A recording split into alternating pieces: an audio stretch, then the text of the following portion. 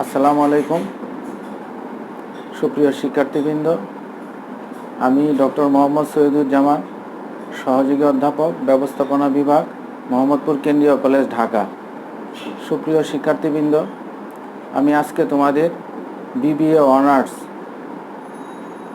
Final year বা শেষ বর্ষের শিক্ষার্থীদের ব্যাংক ম্যানেজমেন্ট এই কোর্স বা বিষয়টি নিয়ে আমি আলোচনা করব। আজকে আমি যে চ্যাপ্টার নিয়ে আলোচনা করব সেটি হচ্ছে প্রথম অধ্যায়, structure of commercial banking system. এখানে আমি আজকে যে প্রশ্নটি আলোচনা করব সেটি হচ্ছে ক্লাসিফিকেশন অফ ব্যাংক, ব্যাংকের শ্রেণী বিভাগ আলোচনা করা। ব্যাংকের শ্রেণী বিভাগকে আমি মোট 6টি ভাগে ভাগ করেছি। প্রথম ভাগ হচ্ছে মালিকানা ভিত্তিক শ্রেণী বিভাগ, classification on the basis of ownership বা মালিকানা ভিত্তিক শ্রেণী বিভাগ। এটাকে আবার সরকারি ব্যাংক, বেসরকারি ব্যাংক, স্বায়ত্তশাসিত ব্যাংক, সরকারি ও বেসরকারি যৌথ মালিকানাধীন ব্যাংক, বিদেশি মালিকানাধীন ব্যাংক, এইভাবে ভাগ করা হয়েছে। 2 নম্বরে হচ্ছে সংগঠন ভিত্তিক শ্রেণী বিভাগ, classification on the basis of organisation. সেটাকে ভাগ করেছি এক মালিকানা ব্যাংক, অংশীদারি ব্যাংক, কোম্পানি ব্যাংক, সমবায় ব্যাংক, রাষ্ট্রীয় ব্যাংক, এই ধরনের। 3 নম্বর কার্যভিত্তিক শ্রেণী বিভাগ, classification on the basis of functions. কেন্দ্রীয় ব্যাংক, বাণিজ্যিক ব্যাংক, শিল্প ব্যাংক, কৃষি ব্যাংক, সমবায় ব্যাংক, বিনিয়োগ ব্যাংক, সঞ্চয়ী ব্যাংক, ক্ষুদ্র ও কুটির শিল্প ব্যাংক, পরিবহন ব্যাংক, আমদানি ও রপ্তানি ব্যাংক, মিশ্র ব্যাংক, গোষ্ঠী উন্নয়ন ব্যাংক, বিদেশি ব্যাংক এবং ইসলামী ব্যাংক। 4 নম্বর কাঠামো বা সংগঠন ভিত্তিক শ্রেণী বিভাগ, classification on the basis of organisation structure. এটাকে আমরা ভাগ করেছি একক ব্যাংক, শাখা bank, group bank, chain bank. 5 নম্বর তালিকাভুক্তির ভিত্তিতে শ্রেণী বিভাগ, classification on the basis of scheduling, তালিকাভুক্ত ব্যাংক, অতালিকাভুক্ত ব্যাংক। 6 নম্বর বিশেষ মক্কেল ভিত্তিক শ্রেণী বিভাগ, classification on the basis of customers, শ্রমিক ব্যাংক, মহিলা ব্যাংক, স্কুল ব্যাংক, ভোগকারীদের ব্যাংক, গৃহ সঞ্চয়ী ব্যাংক, কমিউনিটি ব্যাংক, আরও বিভিন্ন ধরনের ব্যাংক রয়েছে। এই মোটামুটি আমরা 6টি ভাগে ভাগ করেছি। এখন আমি আসি প্রথম যে ভাগটা, মালিকানা ভিত্তিক শ্রেণী বিভাগ, classification on the basis of ownership. সরকারি ব্যাংক, সরকার কর্তৃক পরিচালিত এবং নিয়ন্ত্রিত ব্যাংকেই সরকারি ব্যাংক বলা হয়ে থাকে। এর মালিকানা এবং ব্যবস্থাপনা পরিচালনা সব কিছু সরকার করে থাকেন, যেমন সোনালী ব্যাংক, জনতা ব্যাংক, অগ্রণী ব্যাংক, এগুলি সরকারি ব্যাংক। বেসরকারি ব্যাংক, ব্যক্তি মালিকানায় প্রতিষ্ঠিত ব্যাংকগুলিকে বেসরকারি ব্যাংক বলা হয়ে থাকে। Arab Bangladesh bank, prime bank, premier bank, Pubali bank, এগুলি হচ্ছে বেসরকারি ব্যাংক। স্বায়ত্তশাসিত ব্যাংক, বিশেষ আইনের মাধ্যমে সরকার যে ব্যাংক প্রতিষ্ঠা করে থাকে সেগুলি হচ্ছে স্বায়ত্তশাসিত ব্যাংক বলে অভিহিত করা হয়। স্বায়ত্তশাসিত ব্যাংকগুলোর মধ্যে রয়েছে কৃষি ব্যাংক এবং ডেভেলপমেন্ট ব্যাংক। বিদেশি মালিকানাধীন ব্যাংক, সম্পূর্ণ বিদেশি মালিকানায় প্রতিষ্ঠিত ও পরিচালিত ব্যাংকে বিদেশি ব্যাংক বলা হয়, যেমন standard and chartered bank, state bank of India, ANZ Grindlays bank সহ বিভিন্ন ধরনের ব্যাংক রয়েছে। সংগঠন ভিত্তিক শ্রেণী বিভাগ, classification on the basis of organisation. সংগঠনের ভিত্তিতে এক মালিকানা ব্যাংক। এক মালিকানা ব্যাংক হচ্ছে, অর্থাৎ একটি ব্যাংক নির্দিষ্ট এলাকায় এবং নির্দিষ্ট এরিয়ার মধ্যে পরিচালিত হয়ে থাকে যে ব্যাংকিং কার্যক্রম, সেটি হচ্ছে এক মালিকানা ব্যাংক। আমাদের দেশে এই ধরনের ব্যাংক নাই বললেই চলে, মার্কিন যুক্তরাষ্ট্রে এই ধরনের ব্যাংকের অস্তিত্ব পাওয়া গিয়েছে। অংশীদারি ব্যাংক, অংশীদারি ভিত্তিতে অংশীদারি আইনের মাধ্যমে যে ব্যাংক পরিচালিত হয় সেটাকে আমরা বলি অংশীদারি ব্যাংক। আমাদের দেশে এই ধরনের ব্যাংক নেই, যুক্তরাজ্যে এই ধরনের ব্যাংক রয়েছে। কোম্পানি ব্যাংক, আমাদের দেশের সকল ব্যাংকগুলোই হচ্ছে কোম্পানি ব্যাংক। কোম্পানি আইনের অধীনে গঠিত, নিবন্ধনকৃত এবং চালু করা ব্যাংকগুলি হচ্ছে কোম্পানি ব্যাংক। 1913 সালের কোম্পানি আইন পরবর্তীতে 1994 সালে বাংলাদেশে পরিমার্জিত হয়েছে। সেই আইন অনুযায়ী পরিচালিত নিয়ন্ত্রিত ব্যাংকেই কোম্পানি ব্যাংক বলা হয়। আমাদের সকল ব্যাংকই প্রায় কোম্পানি ব্যাংক। সমবায় ব্যাংক, স্বল্প আয় সম্পন্ন বিভিন্ন পেশার সমবায়ীদের স্বল্পমেয়াদী ঋণ প্রদানের মাধ্যমে আর্থিক সচ্ছলতা বৃদ্ধিকল্পে সমবায় আইনের মাধ্যমে যে ব্যাংক গঠন করা হয়ে থাকে তাকে সমবায় ব্যাংক বলা হয়ে থাকে। বাংলাদেশ সমবায় ব্যাংক তার একটি উদাহরণ। রাষ্ট্রীয় ব্যাংক, রাষ্ট্র কর্তৃক পরিচালিত ও নিয়ন্ত্রিত ব্যাংকগুলোকে রাষ্ট্রীয় ব্যাংক বলা হয়ে থাকে। সোনালী ব্যাংক, বাংলাদেশ ব্যাংক, এগুলি হচ্ছে রাষ্ট্রীয় bank. Classification on the basis of function, কার্যভিত্তিক শ্রেণী বিভাগ। কেন্দ্রীয় ব্যাংক, সরকারি মালিকানা, পরিচালনা ও ব্যবস্থাপনায় যে ব্যাংক পরিচালিত হয় সেটাই হচ্ছে কেন্দ্রীয় ব্যাংক। কেন্দ্রীয় ব্যাংক নোট প্রচলন করার ক্ষমতা রাখে এবং সরকারের আর্থিক তহবিলের প্রধান উপদেষ্টা হিসাবে কাজ করে, মুদ্রা বাজার নিয়ন্ত্রণ করে, অর্থনৈতিক পরামর্শক হিসাবে কাজ করে থাকে, সেটা হচ্ছে কেন্দ্রীয় ব্যাংক। বাণিজ্যিক ব্যাংক জনগণের নিকট হতে আমানত গ্রহণ করে এবং সেই আমানতকে বিভিন্ন ব্যক্তি বা প্রতিষ্ঠানকে ঋণ হিসাবে প্রদান করে, তার থেকে যে লাভ হয় সেটা হচ্ছে মুনাফা, এটা হচ্ছে বাণিজ্যিক ব্যাংক। প্রায় সকল ব্যাংকই বাণিজ্যিক ব্যাংক হিসেবে অভিহিত করা হয় এবং বাণিজ্যিক ব্যাংকের কার্যক্রম পরিচালনা করে। শিল্প ব্যাংক, শিল্প কারখানা উন্নয়নের জন্য, নতুন নতুন শিল্প প্রতিষ্ঠান স্থাপনের জন্য এবং শিল্পক্ষেত্রে ঋণ প্রদানের উদ্দেশ্যে যে ব্যাংক গঠন করা হয় সেটা হচ্ছে শিল্প ব্যাংক। দীর্ঘমেয়াদী ঋণ প্রদান করে থাকে বাংলাদেশ শিল্প ব্যাংক। কৃষি ব্যাংক,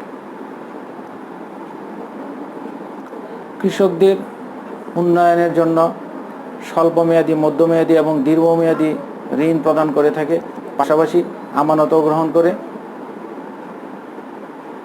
এবং কৃষিভিত্তিক উন্নয়ন সাধন করায় যে ব্যাংকের প্রধান উদ্দেশ্য সেটাকেই কৃষি ব্যাংক বলা হয়ে থাকে।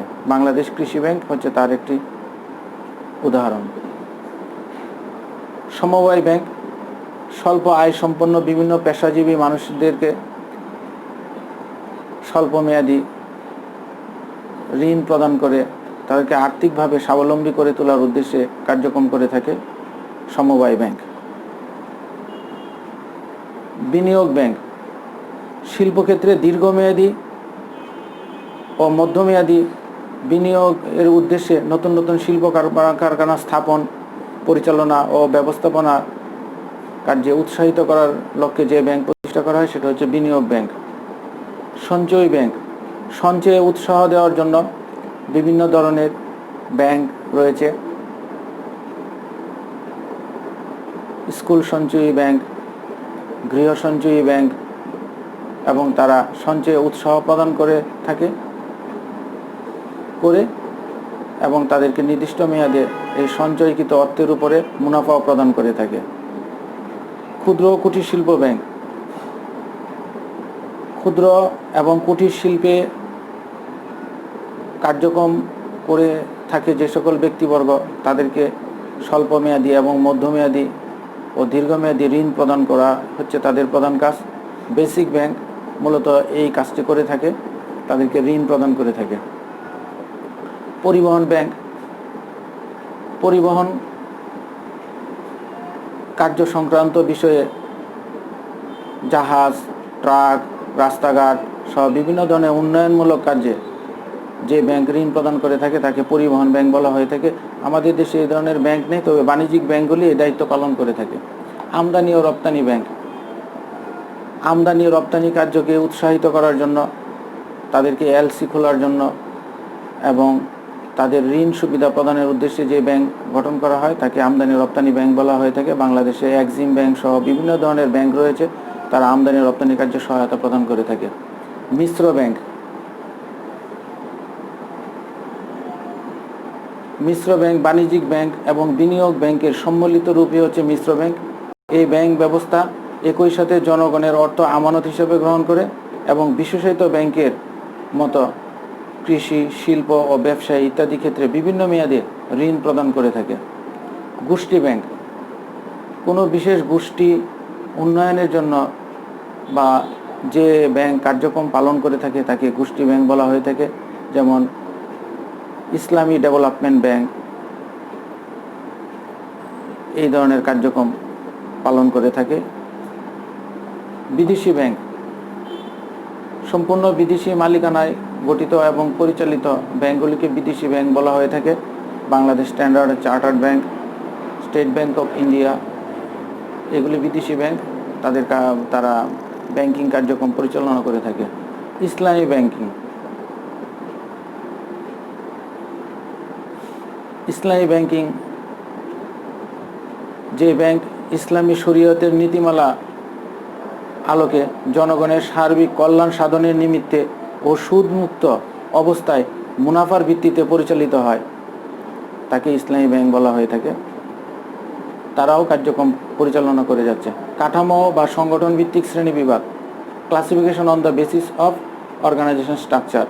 একক ব্যাংক অর্থাৎ যে ব্যাংক তার একটি শাখার মাধ্যমে ব্যাংকিং কার্যক্রম পরিচালনা করে, অর্থাৎ নির্দিষ্ট এরিয়ার মাধ্যমে তারা কার্যক্রম পরিচালনা করে থাকে, সেটাকে একক ব্যাংক বলা হয়ে থাকে। যেমন একক ব্যাংক মার্কিন যুক্তরাষ্ট্রে রয়েছে, তারা ব্যবসা বাণিজ্য কার্যক্রম পরিচালনা করে থাকে। শাখা ব্যাংক একটি কেন্দ্রীয় অফিসের অধীনে অনেকগুলো শাখার সাহায্যে বৃহৎ এলাকার জনগোষ্ঠীকে সহযোগিতা প্রদানের উদ্দেশ্যে এবং ব্যাংকিং কার্যক্রম পরিচালনার উদ্দেশ্যে যে ব্যাংক কার্যক্রম করে থাকে তাকে আমরা শাখা ব্যাংক হিসাবে উল্লেখ করে থাকি। গ্রুপ ব্যাংক একই জাতীয় কিছু ছোট এবং দুর্বল ব্যাংক একটি প্রভাবশালী বৃহদায়তন ব্যাংকের অধীনে জোটবদ্ধ হয়ে ব্যাংকিং কার্যক্রম যদি পরিচালনা করে থাকে তখন আমরা তাকে গ্রুপ ব্যাংক বলে থাকি। চেইন ব্যাংক, চেইন ব্যাংক হচ্ছে এমন একটি ব্যাংক যে ব্যাংক একই শ্রেণীভুক্ত কতিপয় ব্যাংক যখন নিজেদের পৃথক সত্তা বজায় রেখে নিজেদের মধ্যে ধনশক্ত প্রতিযোগিতা হ্রাস করে যৌথভাবে ব্যাংকিং কার্যক্রম পরিচালনা করে থাকে তখন তাকে আমরা চেইন ব্যাংক হিসেবে উল্লেখ করে থাকি। 5 নম্বরে তালিকাভুক্তির ভিত্তিতে শ্রেণী বিভাগ, classification on the basis of scheduling. তালিকাভুক্ত ব্যাংক যে ব্যাংক সরকারের বিভিন্ন তালিকা অনুযায়ী ব্যাংকিং কার্যক্রম পরিচালনা করে থাকে তাকে তালিকাভুক্ত ব্যাংক বলে থাকে এবং দেশের প্রচলিত আইন ও বিধি মোতাবেক ব্যাংকিং কার্যক্রম লেনদেন করে থাকে, সেগুলি হচ্ছে তালিকাভুক্ত ব্যাংক। এবং অতালিকাভুক্ত ব্যাংক, নন শিডিউলিং ব্যাংক, তালিকাভুক্তির বাইরেও কিছু ব্যাংক রয়েছে ব্যাংকিং কার্যক্রম পরিচালনা করে থাকে যেগুলি সরকারি দায়িত্ব পালন করে না, কেন্দ্রীয় ব্যাংকের নিয়ম বহির্ভূতভাবে কাজ করে থাকে, সেগুলিকে অতালিকাভুক্ত ব্যাংক হিসেবে উল্লেখ করা হয়। বিশেষ মক্কেল ভিত্তিক শ্রেণী বিভাগ on the basis of customers. শ্রমিক ব্যাংক শ্রমিকদের কল্যাণের উদ্দেশ্যে স্বল্পমেয়াদী এবং দীর্ঘমেয়াদী সুযোগ সুবিধা প্রদানের লক্ষ্যে যে ব্যাংক কাজ করে থাকে তাকে শ্রমিক ব্যাংক বলা হয়ে থাকে। মূলত বাণিজ্যিক ব্যাংকগুলি শ্রমিক ব্যাংকের কার্যক্রম পরিচালনা করে থাকে। মহিলা ব্যাংক মহিলাদেরকে উন্নয়নের জন্য তাদেরকে প্রশিক্ষণ দেওয়া হয় এবং প্রশিক্ষণ প্রদানের মাধ্যমে তাদেরকে লোন প্রদান করে স্বাবলম্বী করে তোলা হয়। যদিও আমাদের দেশে এই ধরনের আলাদা মহিলা ব্যাংক নামে কোনো ব্যাংক নেই, তথাকথিত রূপালী ব্যাংকের মহিলা শাখা এবং বিভিন্ন ব্যাংকের মহিলা শাখা আছে, তাদেরকে সহযোগিতা প্রদান করে থাকে।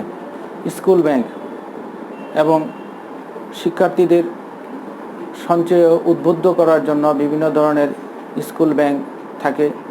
তারা ছাত্রদের কাছ থেকে অর্থ বা তাদের টিফিনের কিছু অংশ বা টাকা নিয়ে তারা জমাকৃত করে, তারপর একটা নির্দিষ্ট সময় শেষে তাদের জমাকৃত অর্থের উপরে মুনাফা প্রদান করা হয়।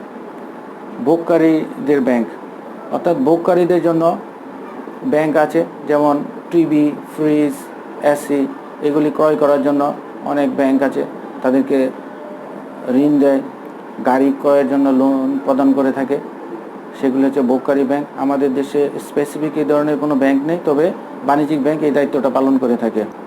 গৃহ সঞ্চয়ী ব্যাংক এবং গৃহ নির্মাণ করার জন্য যে ব্যাংক মধ্যমেয়াদী ও দীর্ঘমেয়াদী ঋণ প্রদান করে থাকে তাকে গৃহ সঞ্চয়ী ব্যাংক হিসেবে উল্লেখ করা হয়। যেমন Bangladesh house building finance corporation এই কার্যক্রম পালন করে থাকে। তাছাড়া বিভিন্ন ধরনের কমার্শিয়াল ব্যাংকগুলিও গৃহ ঋণ প্রদান করে থাকে। গৃহ ঋণ প্রদানের মাধ্যমে মানুষকে বাড়ি করার জন্য, ফ্ল্যাট কেনার জন্য সার্বিক সহযোগিতা প্রদান করে থাকে। কমিউনিটি ব্যাংক, সীমান্ত ব্যাংক সহ অনেক ধরনের ব্যাংক রয়েছে, যেগুলি পার্টিকুলার কোনো বিশেষ উদ্দেশ্যের জন্য গঠন করা হয় এবং সেই উদ্দেশ্য হলেই সেই ব্যাংকের কার্যক্রম সম্পাদন শেষ করা হয়। কর্মসংস্থান ব্যাংক, দেখা যায় বেকার যুবক ও যুবতীদের আত্মকর্মসংস্থানে উদ্বুদ্ধ করার লক্ষ্যে সরকারি ও বেসরকারি বিভিন্নভাবে প্রশিক্ষণ প্রদান করা হয়। এসব প্রশিক্ষণপ্রাপ্ত